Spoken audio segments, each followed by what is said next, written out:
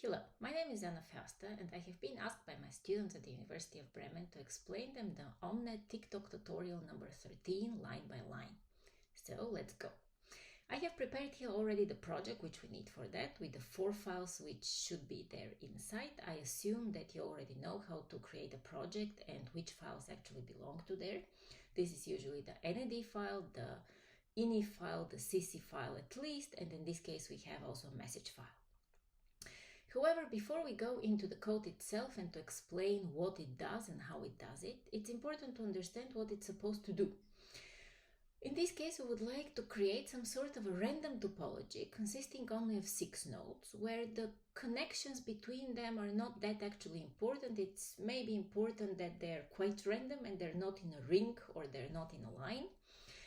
And we would like also to have the first node, the node with the index 0, to initiate a message with a source and a destination and number of hops inside. So we would like the source will be always the message which of course creates the packet. The destination will be drawn randomly from all of the other nodes. And the number of hops will hold over time how many times this message, this packet was hopping around in the network before being delivered to the destination. Once it is delivered to the destination, we would like this destination to create a new packet and to send it also out. So this simulation is expected to continue forever unless we stop it at some point. Okay. So first of all, we need to create the NAD file and we need to create the network itself and to prepare everything later on for the implementation. This is done in the NAD file. Here we have it already. This is called the TicToc 13 NAD and it consists of 2 important parts or modules. The first one is the so-called simple module. The word module is not used here because it is implicitly there. So we use this keyword here, simple, to create a simple module. This simple module, we call it TXC13, just for simplicity and to signal that it's part of the TicToc tutorial 13. That we can change anytime, but of course we have to change it also in the rest of the implementation so that everything fits together. The only parameter which we define here has actually something to do with the display. We can safely ignore that for now because this is not really part of the implementation or the logic of the project or of the logic of the simulation. It is simply for displaying purposes. Then the very important part are the so-called gates. The gates are where your messages are getting in and out of this node. So if I would like to later on pass a message from node number 0 to node number 1, I need to use an out gate at node number 0 and an in gate at node number 1 so that they pass actually a message. You can imagine that really as 2 connections which have an interface and you can really send a message from one gate to another gate or from door to door and there is a connection between. In this case, and what is a little bit more of an advanced feature, we actually don't say how many gates this simple module will have, but we allow for in-out gates. In-out means a gate which has the both parts of going in and out already together. You can also separate them if you want, but it's more practical to use in-out gates. And then we define a vector instead of explicitly saying 2 gates or 5 gates. So this gate here, this vector gate, is still not clear how big it will be. And that will be only clarified later on in this NAD file where we actually do the connections. OMNeT PP will automatically calculate how big is actually this gate vector for each of the nodes. So this is a very nice feature here that we don't have to specify, for example, 7 gates per node and to leave some of them unconnected because this is also a source of errors and mistakes. But we can actually use a gate vector and each node will have a different number of gates in the module itself. Next, we have to define the network. The network is the highest module in the hierarchy of OMNeT PP in each of the simulations. The simple is the lowest and the network is the highest. In between, you can also have compound modules. but we don't have them here. So the network module is always what we actually will simulate later. This is also what in the OMNeT PP-ini here we actually configure as the network. This is what we're going to run later. What are we going to run? First of all, there is again something about the display. Let's ignore that safely for now. For now, you can play with that a little bit at home to see what will happen, or check the simulation manual for more information. What is here defined, these types and channel, is actually also something which a beginner can safely ignore for now. All we are doing here is to define some sort of a special channel, so the connection between the gates, in order to specify some properties in this connection. In this case, we specify a property that this channel should delay everything which goes on that channel by 100 milliseconds. There is also a simpler way to do that. For example, here I will show you later. Then what is important in a network is that you define the submodules. So the network module by itself doesn't have any own behavior. With other words, in practical terms, it means that the network does not have a CC file, a CPP file. Instead, it defines the submodules, connects them in the way, and the simple modules which are the lowest in the hierarchy, they will actually produce the behavior, and by the connections between the simple and the compound modules, this whole behavior of the network will emerge. In this case, we say we would like to have a vector again. A vector is, by the way, just to say array, right? It's a little bit more kind of a C++ correct way of saying it is a flexible array where we can change the size at any time, and we can have also a little bit of more smart methods and functions which are working to help us out with that. But at the end, you can imagine a vector to be simply a flexible array. In this case, we would like to say that I would like to have 6 pieces, a vector of exactly 6 nodes, all of them of the type TIC13, which is the type which we defined before.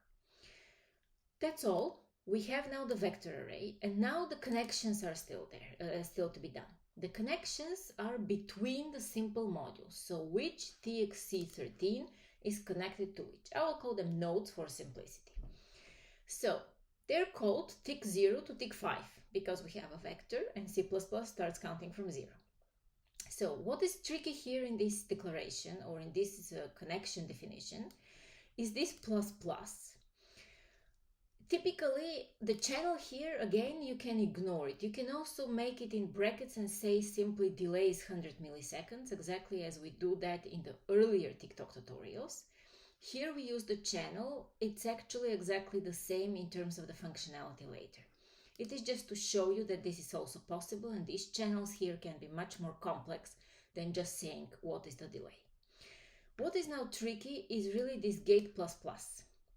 You remember probably that C++, that's why it's actually called like that, plus plus means +1, nothing else. However, when the plus plus comes after a variable or after something, it is incremented. This +1 is added only after the variable itself has been used.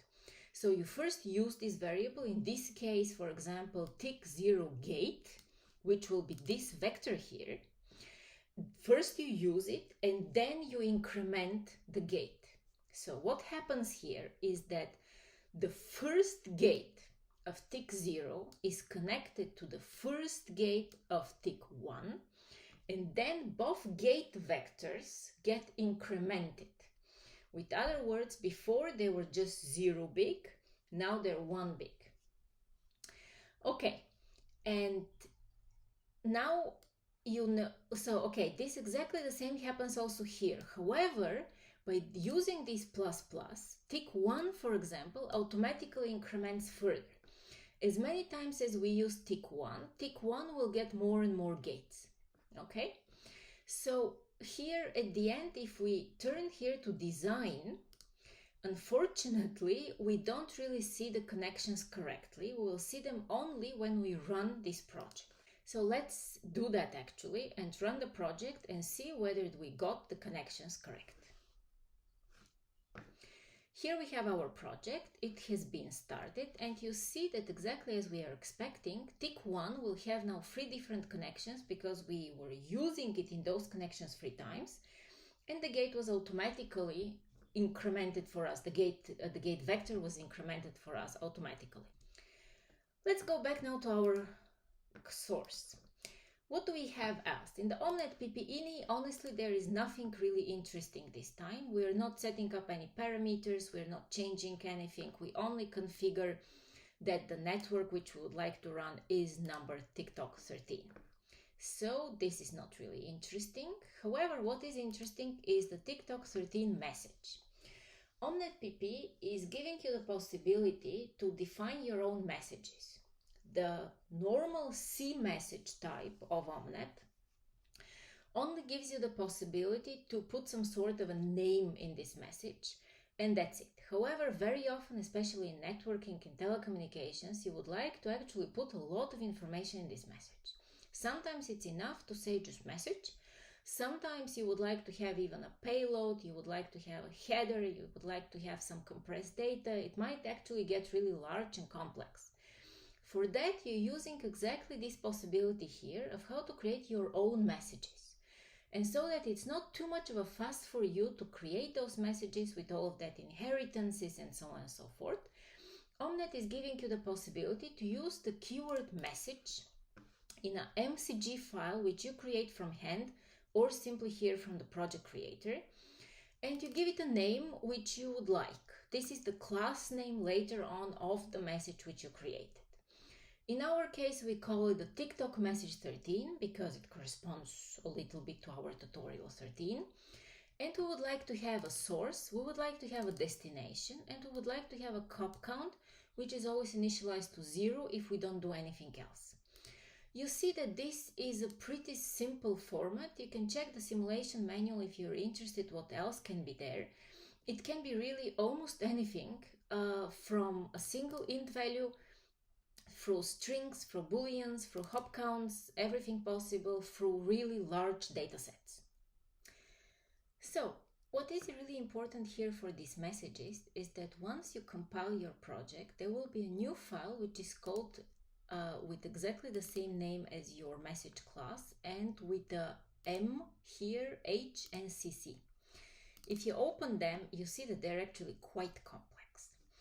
And the problem is not that much the complexity of those here, especially the CC. You can see how complex this is.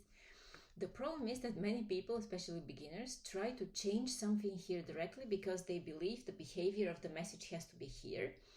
And once they recompile their project, those changes will disappear because the message code, those are overwritten every time. So these _M files with H and CC at the end, you should never touch them because they're automatically generated. And this is exactly what actually OMNeT is saving you as work when you define such a message here instead of this behavior here. So be thankful, with other words, but do not touch the message classes, the compiled, the generated class implementation here. Okay, now that we have the message and we have defined also our network, we actually are ready now to go into the implementation of the behavior. This is all in TicToc 13. And let's go line by line as promised. First of all, you include some external headers so that actually you're working in OMNeT and not somewhere else. Standard IO is for a little bit of getting in and output. String is for manipulating strings, and OMNeT is actually the OMNeT library, the kernel, so that you have access to all of the functions of the OMNeT. Using namespace OMNeT PP is giving you a shortcut for the methods and functions and classes for OMNeT so that you don't have to specify where exactly they are, but you're working in something which in C++ is called a namespace, and you have shorter names of all of the classes, nothing more than that. So you can, as a beginner, you can safely ignore that, but make sure you have it there and you don't delete it. What is then important is that you need to include, of course, the message which you would like to use. You created it here with the MCG file, but you're not using it here. You cannot have access to this message unless you put this include here. And notice that the name is actually the generated H file, the generated header file. So it is not this file here, it is not TicToc 13 message, but it is this one here, which is TicToc 13 _ m.h for a header file. And also notice that the way you write this TicToc 13 should be exactly the same as what you have written as here the name of the file where you have defined the message. Okay, so these things are important and they have all to fit together, otherwise you will get compilation errors. Then as the next one, we actually define our class TXC13 as a simple module. Here you have defined in this case we define 4 methods. One is like these two are standard one, initialize and handle message. Because they are already defined in a previous, in the C simple module, you need also to say this override so that it's clear. This is inheritance in C++, and unfortunately I don't have time here to go into all of these details, but it is important that you say override, because otherwise it is not completely sure that you will get into the right implementation. So these 2 methods, with other words, as a beginner, you can simply notice or you can simply memorize. I always have to define them in this way in my simple module class. I always have to put this override, and later on I have to implement them. These 2 do not need, of course, this override keyword because they're yours. So these 2 are actually defined really for the very first time in this simple module. So they're purely your methods and you don't need, of course, this overriding here. Let's go one by one what they do, but before we do that, this line here is extremely important. Define module TXC13 is something which registers your module into the OMNeT PP kernel. This is very important, otherwise again compilation errors. So you see that there are many things which are rather tiny, trivial, simple things, but once you forget one of them, it will start complaining. We can actually try it out what will happen if we comment out here this define module, and let's see what will happen. We will compile it. It has been modified. That's perfectly fine. We can say save. It actually also runs something. However, once it starts the simulation up, you see that the TXC13, it says cannot be found. Perhaps its code was not linked in, or the class wasn't registered with register class, or in the case of modules and channels with define module or define channel. So actually you see that the simulation is not really crashing, but it's trying to help you out. So it's very important once you see such a message not to panic, but to actually read it carefully. And very often it will have the important hint which leads you to the solution. So we have, we can say, define module, we forgot it. We'll go back and comment it away. We save this, and if we run it, everything will be fine again. Let's continue now with the code. The initialize function is the function or the method which is called upon initialization of the simulation. With other words, before the simulation is starting, it is there to prepare everything. This is the place where you should prepare your very first messages. You should schedule them. This is the place where you should read your parameter values and make all of the other preparation things which you need before the simulation actually will start. In this case, it's a very simple one. We ask for the index of the node. Okay, how is this get index working? This is also a little bit tricky. If we are in a vector, in a module vector or in a gate vector, with other words, if our object is our instance is part of a vector, then this method here returns the size of that vector. This is a little bit funky. So in this case, because we are actually a module, we are a simple module, we are a tick if you remember, then we are this TXC13, This getIndex will return us the size, will return us the index of this particular module where we are in the vector. In this case, we are asking, am I number 1? Because 0 will be number 1, it will be the first one in this vector. If this is the case, then you should generate this message, and you should generate a message of this type, TicToc message 13. This is simply a pointer. This is something which you should simply get used to if you don't really understand. Otherwise, I will go back to C++ pointers. And then you say schedule at 0 this message, which means once the simulation starts, at simulation time 0, this message will be sent to you as a self message. The difference between self messages and normal messages is that with schedule at, we use the normal message, like the message itself is not the difference. The difference is where you send it to. With schedule at, you send it to yourself. With sending out to a gate, you're sending it to some other node. So in this case, we say schedule at, which means that I will actually send a kind of a reminder, like a clock, a kitchen clock, to say, please give it to me exactly and is at the beginning of the simulation. This is all which happens here. All other nodes which have different indices than 0 will not schedule this message. This is here the logic. I also have to make this statement here. This is not the best way of figuring out who should initiate a message. You should actually make it for a parameter where you say who parameter is initiator of message. This is the name of the parameter, and you put it into the ini file to the one who would like to initiate this message. And here you ask for this parameter whether it's 0 or 1. This here works, of course, correctly, but I think for beginners, it is really not the perfect way of doing it because it's simply confusing and complex. But of course, it works correctly. This is not the question here. Okay, because we have actually used this generate message, let's go and see what it does. It is a little bit here down the stair. And we see generate message. What does it do?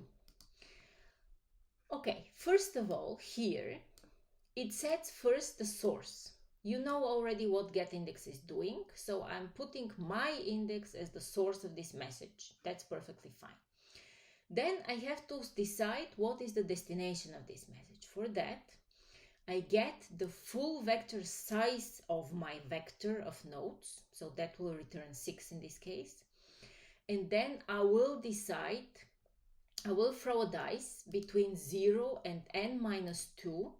n-1 will be all together, n-2 is all together without me.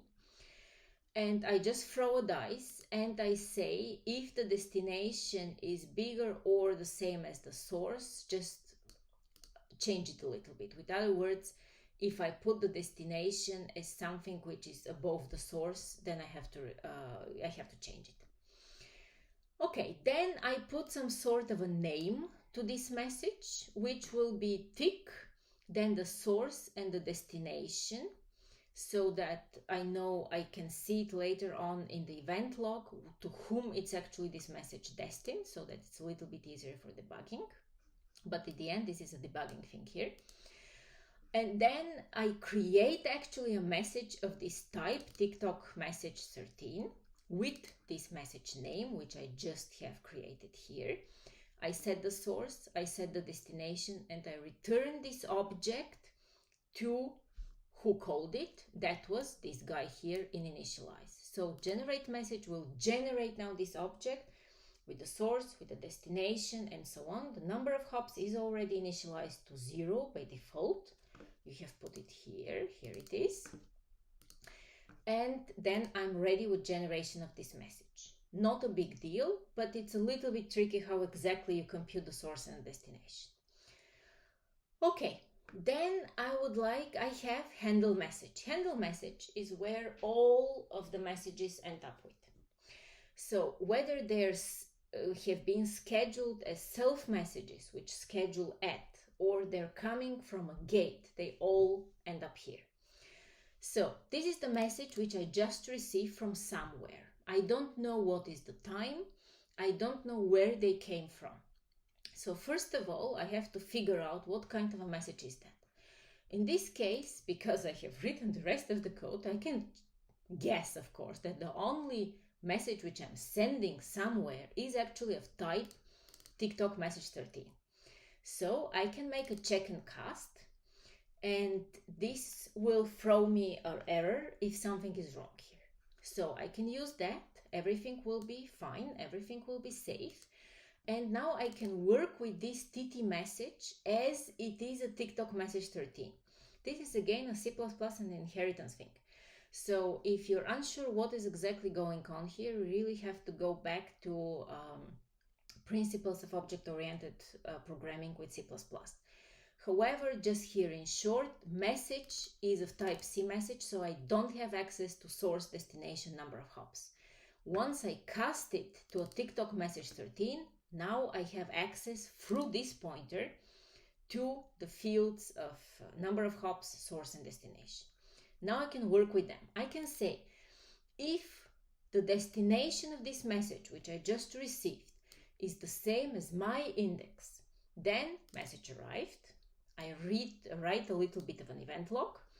I put a bubble in the simulation so that becomes absolutely clear to everybody. This is a very nice thing. We will see it later in the simulation.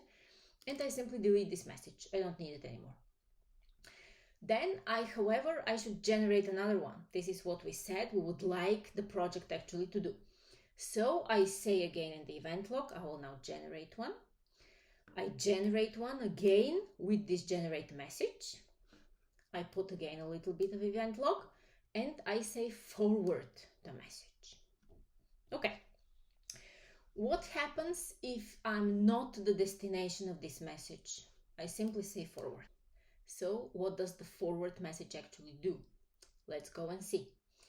Forward message takes a message, the one which we have received, puts the set hop count to +1, okay, then selects a gate to send out in a kind of a random way. What does it do is the following. It says gate size of gate. This is the gate vector which we have defined here. Remember? This is now our gates. This is the gate vector. Now we have to ask first how big it is, because we said each node will have a different size of that vector. So I have first to go out and say what is the gate size. That will be n. Then I can throw a dice again and say, give me some number between 0 and 10 minus 1. This will be the gate on which I'm sending it out. It's purely random here, which means that I don't care at all where it came from or whether it has been already there. I don't care at all. I simply throw a dice between all of the available gates which I have. I simply write a little bit of a lock event here so that I know what's going on. And I send this message at that gate, and this is what it does. This message is sent to a gate and to the output half of that gate, because you remember that the gate has now, because it's a in-out gate, it has actually two halves, an in and an out. And you cannot send anything to an in-out gate. You have to send it to the out part, to the out half. And this is done by doing this. You say the name of the gate, you say $sign, and then you say out, O for out. K is now the index in the gate vector. This is what we threw the dice here. And this will be the index to which it is sent out. Relatively easy, but of course you have to get used to all of these functions and methods here. Okay, it's time to start playing around. Here we have everything is right now initialized correctly. This is the topology which we know already from before, and now we can actually start running this simulation to see what's going on. You see that let us stop and see what is going on. The very first message was initialized at index 0, which is correct. This is how we actually hard-coded it. And we selected by chance node number 5 to be the destination. And now it starts hopping around. You see that here it was at 0, and it says forwarding message. Then number 1 received it. Number 1 is saying forwarding message. Number 2 is saying forwarding message. Again, it is number 1. And we can go and run it until it reaches actually its destination, which is 5. Then I will stop it. Let's see when will it happen. Now it's at 4. It goes back to 1, goes back to 0, go back to 1. And again 4, 3, 4. And now finally it is at 5. And here you can see that this message at 5, when it was received, it says message tick 0 to 5, right after 17 hops. This is what we were counting in the message constantly. And we generate a new message, and by chance this is a message back to 0. This 5 to 0 is really a chance, like it seems a little bit like you are returning the message, but it's actually by chance. If you go a little bit faster here, you will see that constantly something is arriving. Now you actually don't see too many updates in the simulation. So to summarize a little bit, what is really here tricky is to get used to OMNeT itself and to all of the methods and the functions which it has. So for example, things like sending into outgate, it's a very important part here because otherwise you cannot send a message to another node. Receiving everything in handle message can be sometimes a little bit confusing because everything is coming in. And if you have more than one type of messages, that can get actually a little bit of confusing. And what is also important is how you use these messages here, that you define your own message type. You don't touch the generated files, but you can put here any information you would like. And it's very important also to remember to decide explicitly where you need some piece of information. Some information belongs to the module itself. For example, here in TicToc 13, for example, messages or some sort of counters of how many messages should be sent out and things like that. And what belongs to a message. In this case, for example, the number of hops cannot be stored at the module level. It needs to be stored in the message itself, because how can one module know how many hops has a message traveled around in the rest of the network? So this differentiation here is also very important. I hope this video was helpful for you to understand step by step what's going on in this tutorial or in this code. And thank you very much.